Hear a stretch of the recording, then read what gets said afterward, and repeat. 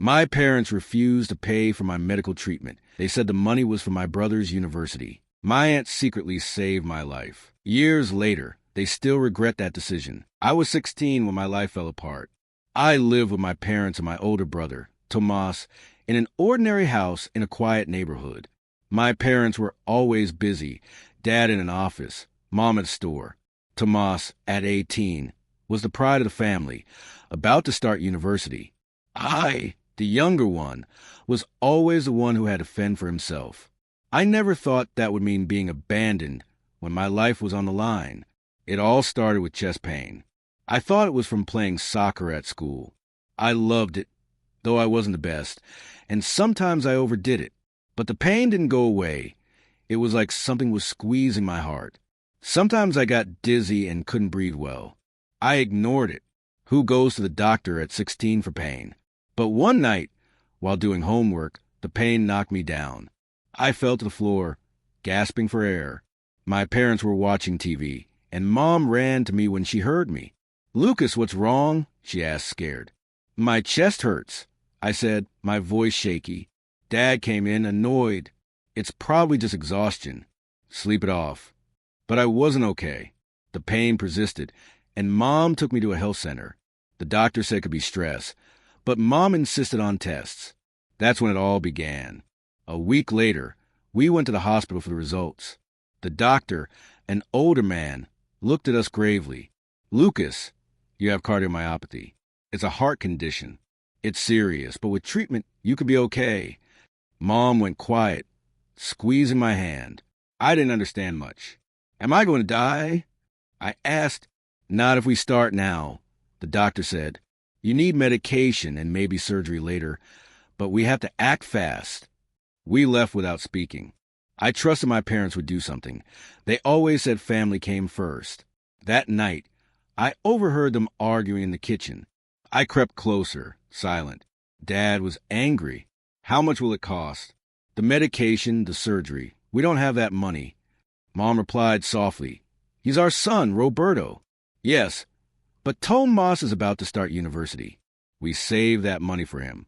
If we spend it, how will he pay for his degree?" I froze. The money to save me was for Tomas's university. He was about to start, but I needed help now. My stomach knotted. Days later, they sat me down in the living room. Dad spoke without looking at me. "Lucas, the treatment is expensive. We can't afford it now. We'll wait a bit, maybe a year or two."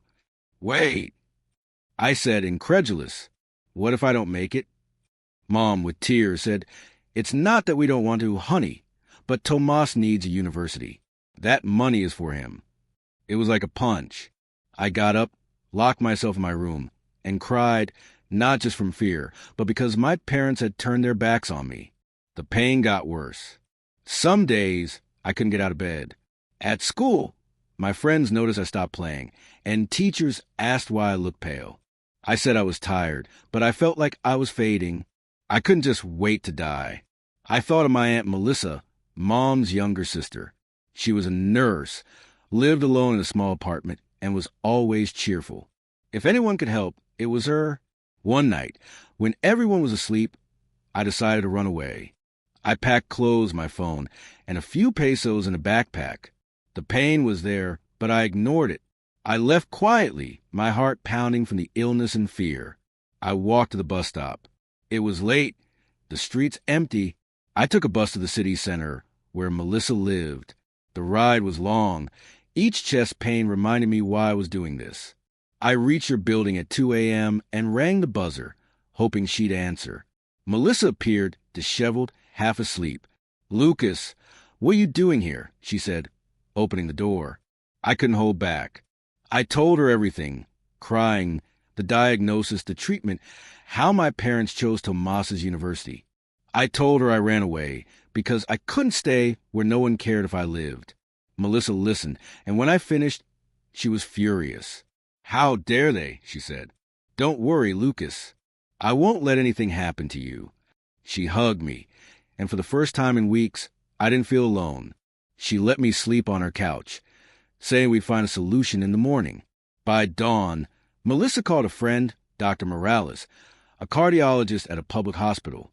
She took me to see him that day. He reviewed my tests and said I needed treatment immediately. With Melissa's contacts, we can get you into the hospital for free, he said. It won't be easy, but we can start medication soon. I looked at Melissa, stunned. Free? She smiled. You focus on getting better. Later, I learned it wasn't free. Melissa paid part of her savings and convinced the doctor to lower costs. She also called in favors from other doctors, all in secret from my parents, because she knew they'd come for me if they found out. That week, I started medication. At first, I felt nothing, but after a few days, the pain lessened. I could breathe better, though Melissa scolded me if I overexerted myself. I felt like I had a chance. Melissa let me stay at her place, but warned that my parents would notice I was gone. The next day, Mom called her frantic, asking about me. Melissa lied, saying she didn't know anything, but warned me I couldn't hide forever. I don't want to go back, I said. Not after this. I understand, she said, but we'll have to face them eventually. For now, stay here. Living with Melissa was strange, but good. She worked a lot, but always made time to take me to the doctor or check that I took my pills. I noticed she was tired, taking extra shifts to pay for everything, but she never complained. One afternoon, as I took my medication, Melissa looked at me and smiled. You look better. I nodded, grateful, but I knew this couldn't last. My parents must be looking for me, and the truth about the treatment would come out. I didn't know how it would end, but one thing was clear. Melissa saved me when no one else did, and my parents would one day regret turning their backs on me. 2 years have passed since I ran away from home at 16, with a sick heart and a rage that wouldn't let me breathe. Now, at 18, I live with my Aunt Melissa in her small apartment. My cardiomyopathy is under control, thanks to the medication she secured, paying with her savings and favors from hospital contacts. The chest pain is a distant echo, and though I still have medical appointments, my life is almost normal. Melissa is my home, but my resentment toward my parents and my older brother, Tomas, is an open wound. They abandoned me, choosing Tomas's university over my life, and that's not something you forget. When I left, my parents barely looked for me. Melissa said Mom called a couple of times, worried, but they never went to police or made a real effort.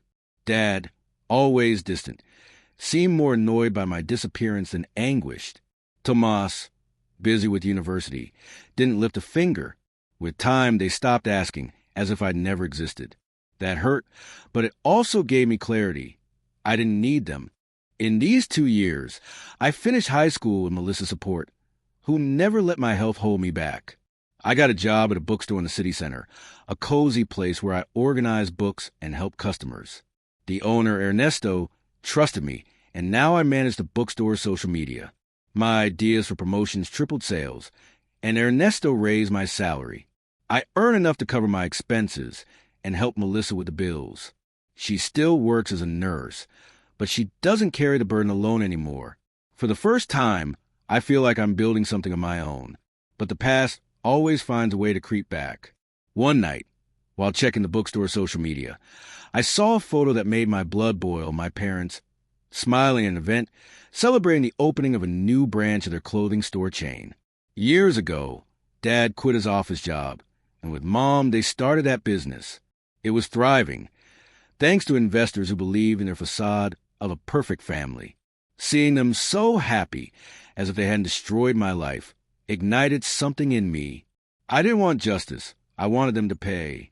I told Melissa how I felt while we ate in her kitchen. She looked at me, worried. Lucas, I understand your anger, but revenge can backfire. Think it through.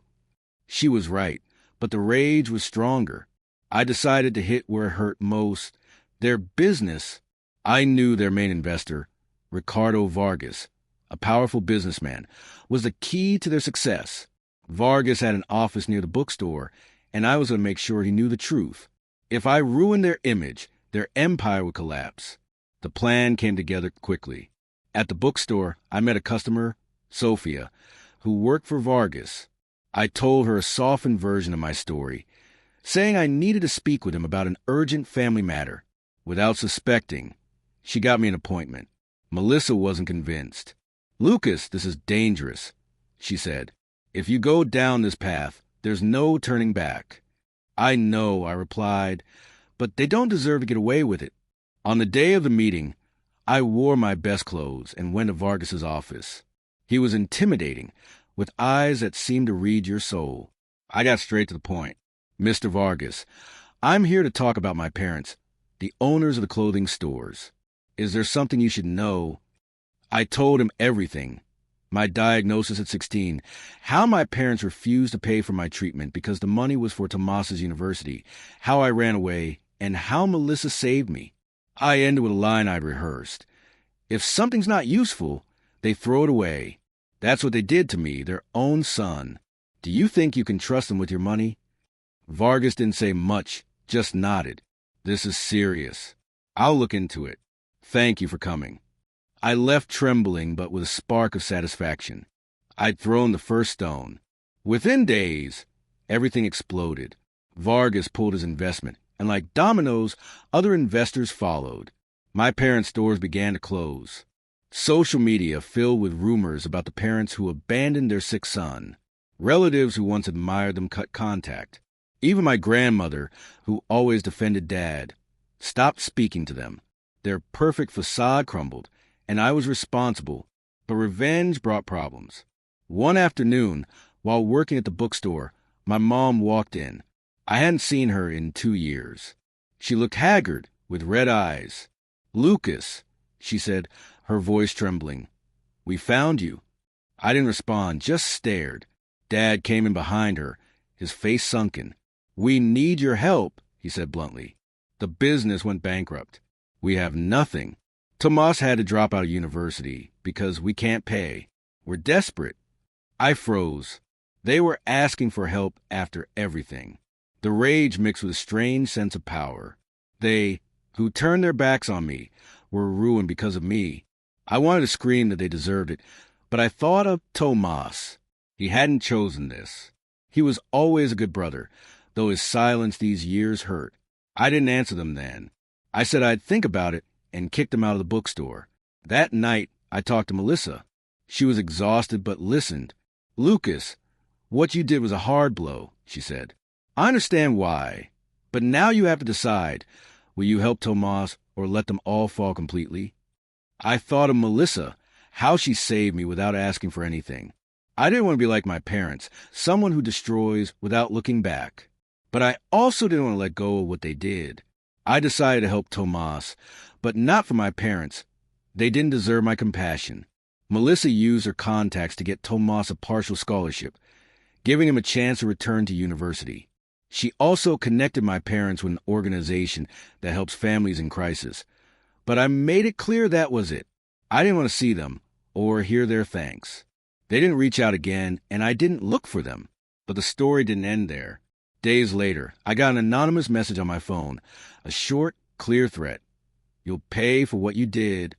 I didn't know if it came from my parents, someone close to them, or an angry ex-partner from their business. I showed Melissa, and her face hardened. "Lucas, this is serious," she said. "Whoever sent that isn't playing." I tried to ignore the fear, but every shadow on the street made me tense. At the bookstore, Ernesto, my boss, noticed I was distracted. "If you have a problem, face it," he said. "Fear grows if you let it." I decided to investigate. I scoured social media for clues and found Javier, a former manager of my parents' stores, ranting about traders who ruined the business. His posts were venomous, and something told me it could be him. But he wasn't the only one.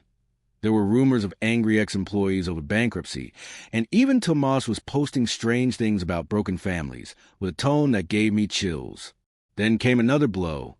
A journalist, Clara Mendez, contacted Melissa, wanting to write an article about my story, say it could expose family failures. Melissa told me, hesitant, "Lucas, this will protect you, put people on your side, but it'll stir everything up." I saw an opportunity. If my story went public, the threats might stop. I agreed, but asked that my name not be used. We arranged to meet at the bookstore after closing. The interview was raw. I told her how my parents chose Tomas's university over my treatment, how I ran away, How Melissa saved me. Clara wrote furiously. This is powerful, she said. It's not just your case. It's a reflection of twisted priorities. She promised to publish in days and warned me, prepare for chaos. While I tracked Javier, Sofia, the customer who worked for Vargas, helped me confirm he was now a security guard at a mall. I decided to confront him. Not the brightest plan, but I needed to know if it was him. One night after work, I went to find him. I saw him guarding a store, looking surly. Javier, I'm Lucas, I said directly, the son of the store owners. He looked surprised and scowled. What do you want? Haven't you done enough? Someone's threatening me. I replied, if it's you, stop now. He laughed dryly. It wasn't me. But I don't blame you for thinking that. Your parents were fakes. But if you want a culprit, talk to your brother. He's pretty mad at you. Tomas? I couldn't believe it. Back home, I checked his social media. His posts were dark, talking about betrayal and revenge. My chest tightened, and it wasn't the illness. My own brother? The next day, Clara's article came out, titled The Price of Family. It didn't use my name, but the details were obvious. The city exploded. People shared the article, some demanding justice, others attacking my parents. They, trying to rebuild with small jobs, were exposed. But the threats didn't stop. I got another message. You went too far. This isn't over. The number was new, but the tone felt personal. Melissa wanted to go to the police, but there was no proof. Then everything spiraled. I was closing the bookstore when Tomas appeared. I hadn't seen him in years. He was thin, his eyes blazing. Lucas, why? He shouted. Why did you destroy Mom and Dad? And that article, aren't you done? Was it you? I asked, heart racing. The threats? He hesitated, and I knew the truth. I didn't want to hurt you, he muttered. I just wanted you to stop. Mom and Dad have nothing because of you. Because of them. I yelled. They left me to die, Tomas. They chose your university, and you're threatening me. He broke down, crying. I didn't know what to do. They told me their version, and I messed up. Seeing him like that broke something in me. The anger remained, but I also saw my brother, lost in a mess he didn't ask for. I took him to Melissa's apartment. We talked for hours. Tomas admitted the first threats were a desperate attempt to protect our parents, but he swore the latest one wasn't. Melissa, ever calm, said, Lucas, this has to stop. Revenge is consuming you. And you, Tomas, own what you did. I decided not to report Tomas, but told him I didn't want to see him until he understood my pain. He left head down. That night, someone tried to force the apartment door. Melissa called the police, who found no one but a note. You won't escape. The handwriting wasn't Tomas's. It was someone else, someone closer to my parents. The fear became real, but I didn't freeze. With Melissa, we contacted a private detective recommended by Ernesto. We discovered Javier, the ex-manager, and another ex-employee, Marcos, were behind the latest threats, seeking revenge for the bankruptcy, believing I was the root of their ruin. Clara, the journalist, helped gather evidence, recordings of Javier talking with Marcos about scaring the kid. The police arrested them days later. With the threats resolved, my parents contacted me again, asking for help with debts. They didn't apologize, only spoke of their desperation. This time, I said no. I helped Tomas because he was my brother, but they deserved nothing. Melissa backed me. Lucas, you did the right thing. Now move forward. But the chaos didn't end. Clara got an offer to turn my story into a documentary and asked me to participate. I hesitated but agreed on the condition that my voice be used to help others in situations like mine. The project brought attention, and soon an organization offered me support to study medicine, something I'd always wanted. It was a way to give back what Melissa did for me. The chapter closes with an unexpected twist. While signing the documentary contract, Tomas reached out. He'd changed, working to pay for his university, and wanted to rebuild our relationship. It wasn't easy, but we took a first step. My parents, sunk in their own misery, moved away, and I didn't look for them. Revenge gave me justice, but it also showed me that true strength lies in building, not destroying. With Melissa, the documentary, and a future in medicine, I'm ready to close this chapter and write a new one, free from the weight of the past.